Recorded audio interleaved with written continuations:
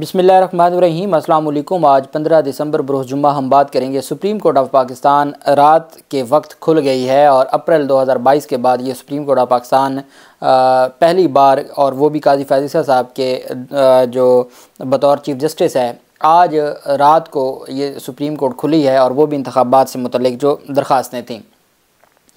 आज की समात जो कि लाइव मैंने अपने ही चैनल पे दिखाई है और आप सब ने देखी है, वो उसमें 3-4 चीज़ें हैं। एक तो इलेक्शन कमीशन के वकील के झूठ पे झूठ, और दूसरी जानिब जो लर्नड जज हैं मुअज़्ज़ज़ जस्टिस अली बाक़ी नजफ़ी साहब, उनके हवाले से, और फिर बैरिस्टर उमैर ख़ान नियाज़ी जो एडिशनल डिप्टी सेक्रेटरी जनरल हैं पाकिस्तान तहरीक इंसाफ के, उनके ख़िलाफ़ जो तौहीन अदालत की कार्रवाई शुरू की है। और फिर जो 3-4 चीज़ें हैं जो अदालत की जानिब से कही गई हैं, केस कुछ और था, मामला कुछ और था, और ये सारा सिलसिला ऐसे ही चलता रहा।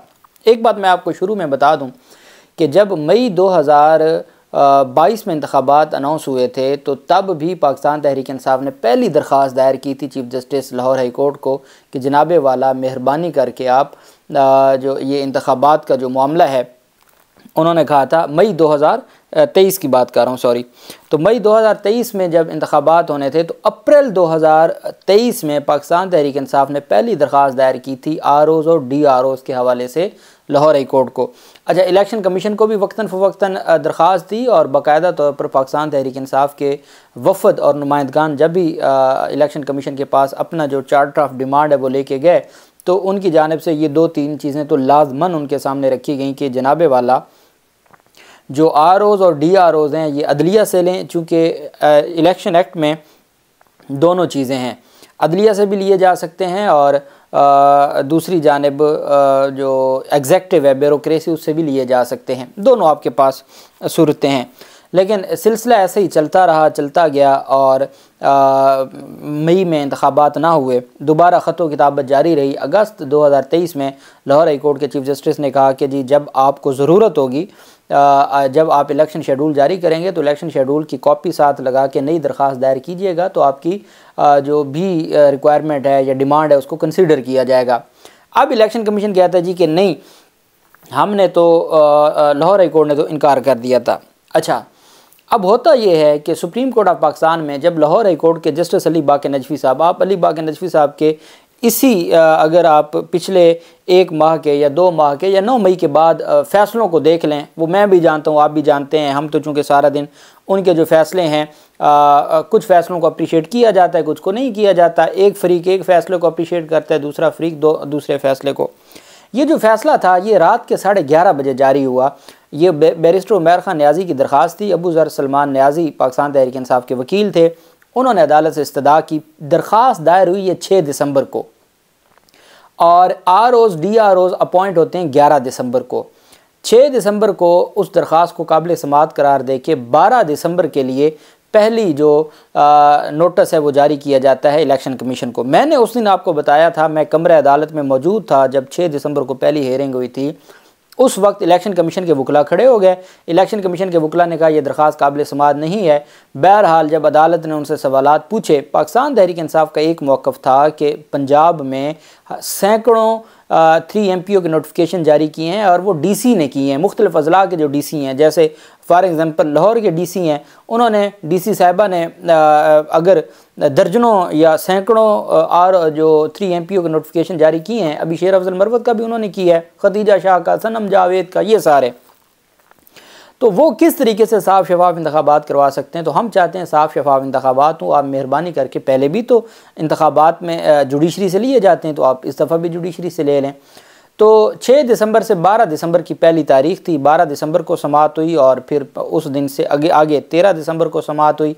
इतने में 11 दिसंबर को ROs DROs का नोटिफिकेशन जारी हो गया, जिसको पाकिस्तान तहरीक इंसाफ के वकील ने उसी दरख्वास्त के साथ CM फ़ाइल की, सिविल मिसलिनियस एप्लीकेशन वो फ़ाइल की, और उसके साथ वो भी लग गया। 13 दिसंबर को रात 11:30 बजे अली बाक़ी पहले फ़ैसला महफूज हुआ, और रात के 11:30 बजे उन्होंने फ़ैसला सुनाया। वो फ़ैसला सुनाने की देर थी, और अगली अलग सुबह इलेक्शन कमीशन की जानिब से नोटिफिकेशन जारी कर दिया गया कि जी लाहौर हाई कोर्ट का फ़ैसला आ गया है, और ROs और DROs की जो ट्रेनिंग हो रही थी उसको रोक दिया गया है। अब मुझे भी, आपको भी, सबको ये नज़र आ रहा था कि ये मामलात किस तरफ जा रहे हैं और किस तरीके से ये ROs और DROs को रोका जा सकता है। और इसका मतलब है ये तो इलेक्शन डिले। फिर जब 11:30 बजे अली बाकर नजफी साहब एक फ़ैसला जारी करें तो वो फिर दोनों तरफ से पाकिस्तान तहरीक इंसाफ भी उसके ऊपर उनको खदशात लाहक हो गए। जब इलेक्शन कमीशन जो सुप्रीम कोर्ट के अहकामात माजी में नहीं मानता आया, वो एक सिंगल बेंच के फ़ैसले को फ़ौरन कैसे मान लेता है, नोटिफिकेशन कर देता है, बहुत सारी चीज़ें थी। अब एक बात मैं आपको बता दूं कि इस वक्त जो हालात चल रहे हैं, ना आज का फ़ैसला ना पहले का फ़ैसला ये कोई PTI के लिए नहीं था। ये बात जहन में रख लें कि किसी भी सूरत में कोई PTI को फ़ायदा देने के लिए कोई फ़ैसला नहीं था। पहले फ़ैसलों के भी अपने मेरिट्स और डीमेरिट्स थे, और जो अब नून लीग और बाकी भी कहते हैं ना इंतखाबात के डिले की, तो जो भी चाहता था तो वो उस मकसद के लिए था, और जो आगे जो कुछ हुआ है या आज हुआ है वो भी उन्हीं के लिए। तो ये सारी चीज़ें सब जानते थे। पाकिस्तान तहरीक इंसाफ सिर्फ साफ शफाफ इंतखाबात चाहती है, और इंतखाबात कल पाकिस्तान तहरीक इंसाफ ने जब ये ट्रेनिंग इन्होंने रोकी, पाकिस्तान तहरीक इंसाफ ने कल बैरिस्टर गौहर अली ख़ान ने सुप्रीम कोर्ट के चीफ जस्टिस से आज को नोटिस लेने की इस्तदा की थी। आज अदालत में पहले 4 बजे ख़बर आती है कि जी काजी फ़ायज़ ईसा, जस्टिस सरदार तारिक मसूद और इजाज़ुल एहसन, इन 3 जजेस से मुलाकात की है चीफ़ इलेक्शन कमिश्नर ने। और फिर उसके बाद अटॉर्नी जनरल ऑफ पाकिस्तान पहले आते हैं तो वो यूनिफॉर्म में नहीं होते, फिर वो वापस चले जाते हैं, घंटे बाद वापस आते हैं, यूनिफॉर्म पहना होता है। फिर कोई बात आती है, एक दफ़ा सुप्रीम कोर्ट की लाइटें ऑन हो जाती हैं, फिर कुछ देर बाद दरवाजे बंद हो जाते हैं, लाइट ऑफ हो जाती हैं, और फिर इलेक्शन कमीशन की जानिब से रब्ता किया जाता है दायरगी ब्रांच से। शाम 7 बजे साढ़े 7 बजे इलेक्शन कमीशन के वकला आके अपनी दरख्वास्तें दायर करते हैं, और फिर समाअत शुरू हो जाती है। 3 रुकनी बेंच बनता है, उसमें इजाज़ुल एहसन साहब नहीं होते और मंसूर अली शाह साहब। पहले इसी तरह का जब डायरेक्ट मामला सुप्रीम कोर्ट ऑफ पाकिस्तान ने उठाया था तो तब ये सवाल उठाया गया था कि जी और अतर मिनल्ला साहब या मंसूर अली शाह साहब, ये मुअज़्ज़ज़ जजेस ने कहा था कि जो हाई कोर्ट का अख्तियार है वो डायरेक्ट कैसे सुप्रीम कोर्ट आ गया, या सुप्रीम कोर्ट को नहीं सुनना चाहिए। अब लाहौर हाई कोर्ट ने आज ही ये डेवलपमेंट हुई, 5 रुकनी बेंच बना दिया इस बात पर, ये जो PTI की दरख्वास्त थी रिटर्निंग अफसरान के हवाले से, और वो 18 दिसंबर के लिए समाअत के लिए मुकर्रर कर दिया था। अली बाकर नजफी की सरबराही में ही 5 रुकनी बेंच था, और वो जो उसको समाअत के लिए मुकर्रर कर दिया गया था 18 दिसंबर के लिए। बहरहाल इन्होंने वो फ़ैसला चैलेंज किया, 14 दिसंबर का फ़ैसला था लाहौर हाई कोर्ट का, उसको चैलेंज किया तो अदालत की जानिब से बड़े सख्त सवालात भी किए गए। अब ये इन्होंने अदालत से पहला झूठ ये बोला कि जी 12 दिसंबर को ये दरख्वास्त दायर हुई, हालांकि ये दरख्वास्त 6 दिसंबर को दायर हुई। दूसरा झूठ ये बोला कि जी इसमें जो अटॉर्नी जनरल ऑफिस ने कहा जी हमें पता नहीं था, हालांकि इनके एडिशनल अटॉर्नी जनरल ने बाकायदा वहाँ पे बहस की थी, बाकायदा आर्गूमेंट्स हुए थे। ये स्टे वैसे नहीं जारी हुआ था, आपको पता है अली बाकर नजफी साहब पहली तारीख पे तो स्टे देते ही नहीं है, ये स्टे ही नोटिस के बाद हुआ, ये स्टे ही वफाक को भी और इलेक्शन कमीशन को भी सुनने के बाद हुआ।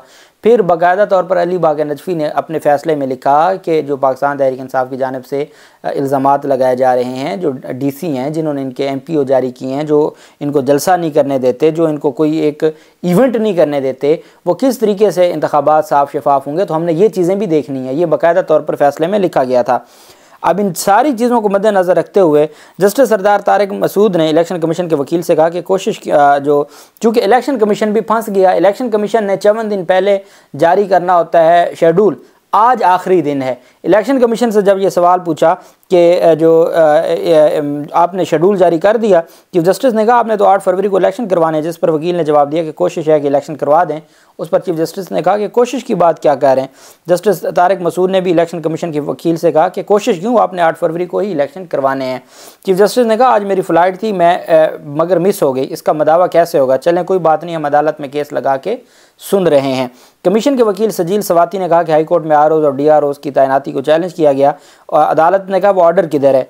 तो फिर पूछा इसमें दरख्वास्त गुजार कौन थे, तो बताया गया जी बैरिस्टर उमर खान न्याजी थे, उनका तल्लक पाकिस्तान तहरीक इंसाफ से। अदालत ने पूछा ये उन्हीं न्याजियों में से हैं। चीफ जस्टिस ने इलेक्शन कमीशन के वकील को कहा कि हम कुछ थके हुए हैं और हदायत की कि मरहला वाल बताएं।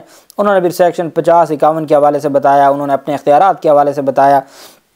तो उन्होंने कहा जी कि यहाँ जो पाकिस्तान तहरीक इंसाफ के खातून वकील हैं वो वहाँ पर पहुँच गए, चूँकि सवाल ये हुआ कि पाकिस्तान तहरीक इंसाफ का कोई बंदा बैठा है, तो वो उस वक्त पहुंची और वो आ गई रोस्टरों पर जब फ़ैसला लिखवाया जा रहा था। तो अदालत को उन्होंने मुखातिब करने की कोशिश की, तो अदालत ने आगे से झाड़ पिला दी और अदालत ने कहा पीछे जाके बैठ, एक खातून है, आप पीछे जाके बैठ जाएं और आपको पता नहीं किस कॉलेज से आपने पढ़ा है और फलाना, इस तरह की जो चीज़ें। बहरहाल लाहौर हाई कोर्ट के 13 दिसंबर के हुक्म के ख़िलाफ़ जो अपील थी उसको अदालत ने रात के वक्त मंजूर किया और जो ROs की तैनाती से मनसूख करने का जो हुक्म था या सस्पेंड करने का नोटिफिकेशन था उसको बहाल कर दिया। और अदालत ने कहा कि इलेक्शन कमीशन आज ही अपना जारी करेगा, इलेक्शन कमीशन की जानिब से जारी किया जाएगा इलेक्शन शेड्यूल। और साथ उनकी जानिब से कहा गया कि हर सूरत जो है वो शोकाज नोटिस जारी कर दिया गया बैरिस्टर उमर खान नियाज़ी को कि उन्होंने सुप्रीम कोर्ट ऑफ पाकिस्तान का जब फैसला था कि इंतखाबात में कोई रुकावट नहीं बनानी, तो उन्होंने ये दरख्वास्त दायर करके शोकाज नोटिस जारी कर दिया। अब जो बंदा साफ शफाफ इंतखाबात मांग रहा है और एक आइनी फोरम से मांग रहा है उसके ख़िलाफ़ नोटिफिकेशन उनको जारी कर दिया, तौहीन अदालत का नोटिस जारी कर दिया, शोकाज नोटिस। साथ जस्टिस अली बाक़ी नजफ़ी को मिसकंडक्ट की कार्रवाई का कह दिया और उनको मिसकंडक्ट का नोटिस कर दिया कि जी आप कैसे सुप्रीम कोर्ट के फ़ैसले को मद्देनज़र रखते हुए आप कैसे कर सकते हैं और आपने ये जो फ़ैसला किया ये गलत किया है। और चूँकि उसमें मिसगाइड किया गया सुप्रीम कोर्ट ऑफ पाकिस्तान के का जो फ़ैसला था, फिर लाहौर हाई कोर्ट के जो फ़ैसले थे, दायरगी कैसे थी, किसने बहस की, बाकायदा तौर पर सुना गया, किस तारीख़ को क्या हुआ, उन सारी चीज़ों को फिर कहते हैं जी कि तमाम पाकिस्तान में जितने भी डिस्ट्रिक्ट रिटर्निंग अफसरान हैं वो DC हैं। हालांकि बाज़ जगहों पर DC हैं, बाज़ जगहों पर DC नहीं हैं। तो उस बात को भी गोल कर गए, झूठ पर झूठ बोला गया इलेक्शन कमीशन की जानिब से और अदालत ने बड़ा उनको थपकी भी दी और अदालत ने उनको अप्रिशिएट किया। और साथ अदालत ने chief registrar Lahore high court को कहा कि जी वो फ़ाइल सारी यहाँ भिजवाएँ। लाहौर हाई कोर्ट में जो केस है, जो बेंच बना है, वो कार्रवाई नहीं होगी, लाहौर हाई कोर्ट मज़ीद कार्रवाई नहीं करेगा। जो केस की फ़ाइल है वो लाहौर हाई कोर्ट वैसे ही उठा के सुप्रीम कोर्ट को दे दे, सुप्रीम कोर्ट ही इस केस को सुनेगी, लाहौर हाई कोर्ट इस केस को मज़ीद नहीं सुनेगी।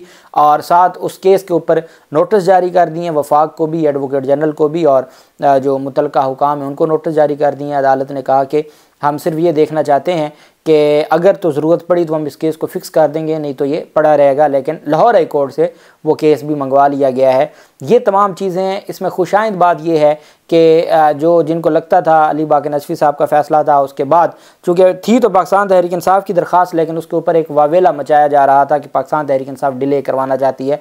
पाकिस्तान तहरीक इंसाफ डिले नहीं करवाना चाहती थी, चूँकि इन्होंने फील्डिंग सेट की हुई है। जरदारी ने, पीपल्स पार्टी ने सिंध में, फजलुर रहमान ने KPK में, नून लीग ने पंजाब में, इसी तरीके से बलूचिस्तान में उन्होंने इंतज़ामिया को की फील्डिंग सेट की हुई है। उनको पता था इसके बगैर कोई चारा नहीं है और वो उन्होंने रिलीफ ले लिया। आधी जो PDM है, जैसे जरदारी ग्रुप है, वो चाहते थे कि इंतज़ामिया के ROs हों लेकिन इंतखाबात मुलतवी ना हों। नून लीग जो है वो चाहती थी कि इंतज़ामिया के ROs हों और साथ इंतखाबात भी फ़िलहाल मुलतवी हो जाएँ। तो इन दोनों की कोशिश थी। बहरहाल पाकिस्तान तहरीक इंसाफ चाहती थी कि जुडिशरी से ROs हों और इंतखाबात वक्त पर हों। तो इंतखाबात वक्त पर होने की इस वक्त तक तो उम्मीद है और शेड्यूल भी जारी होने जा रहा है और बाकायदा तौर पर अदालत ने अपने फ़ैसले में भी लिखवाया है। अब देखते हैं शेड्यूल क्या आता है और उसके बाद जो पाकिस्तान तहरीक इंसाफ का इस पर रद्द अमल क्या आता है। अल्लाह पाक पाकिस्तान का हामी नासिर हो। बहुत शुक्रिया। अल्लाह हाफिज़। पाकिस्तान जिंदाबाद।